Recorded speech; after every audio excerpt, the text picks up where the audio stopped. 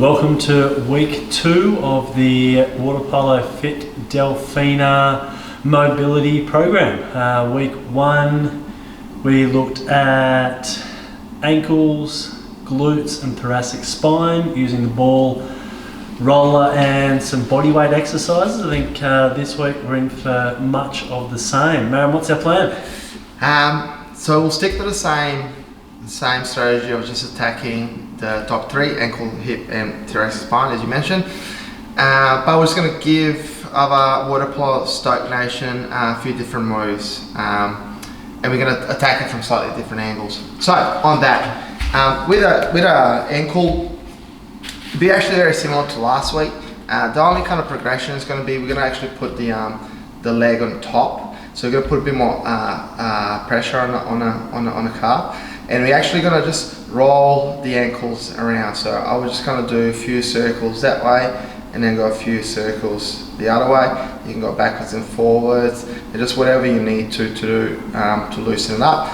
If you want to, you can go a little bit higher. So just kind of shift your leg or your calf a bit higher. Same thing. Do a few circles, but you actually want to keep the pressure from the top of the leg. And what's that doing?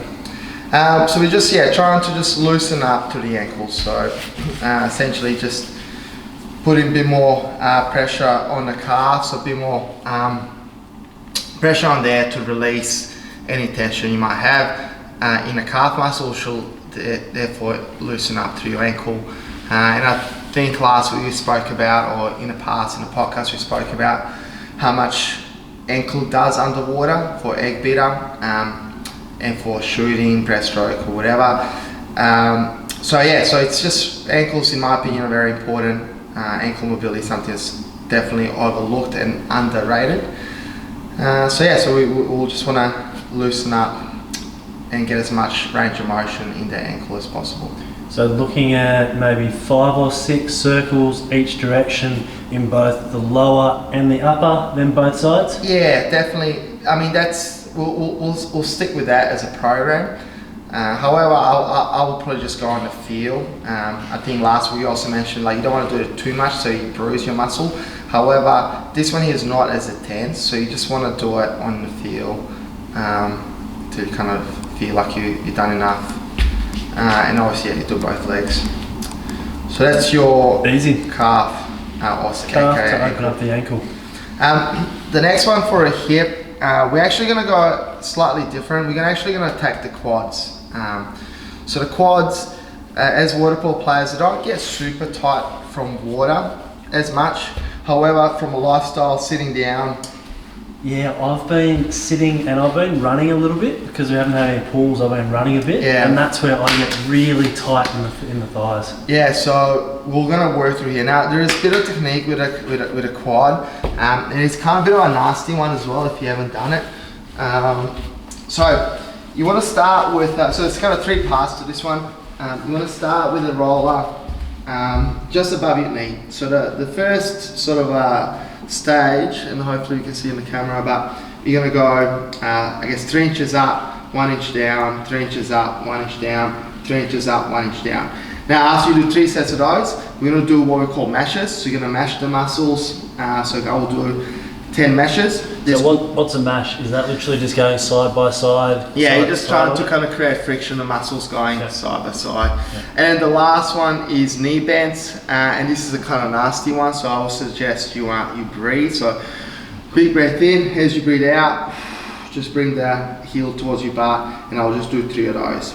Once you do 3 of those, we'll go again. So we're going to go 3 inches up, 1 inch down, 3 inches up, 1 inch down, 3 inches up, 1 inch down. Yep. Mash 10 times, and then just do a few knee bends. So the idea of that is from sitting down, or I guess you can gym if you're squatting as well, you might find you're a little bit short through here. So we're just trying to lengthen it out to create a bit more space through your hip flexor and your hip capsule. So that's your so that's lengthening it out, so the hip leading into the glute.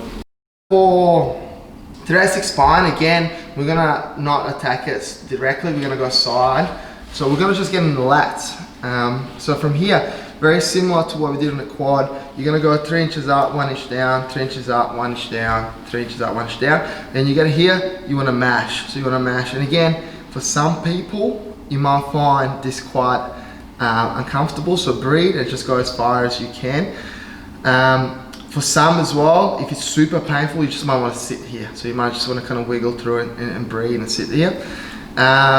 For females, if you haven't got too much muscle in there, it's quite bony, that's okay. But again, you might just want to sort of sit there and be quite gentle with it in the area here. Pro tip as well, like a bonus, if you have sore shoulders, if it's a bit clunky there, loosening up through the lats will kind of create a bit more space in the shoulder as well.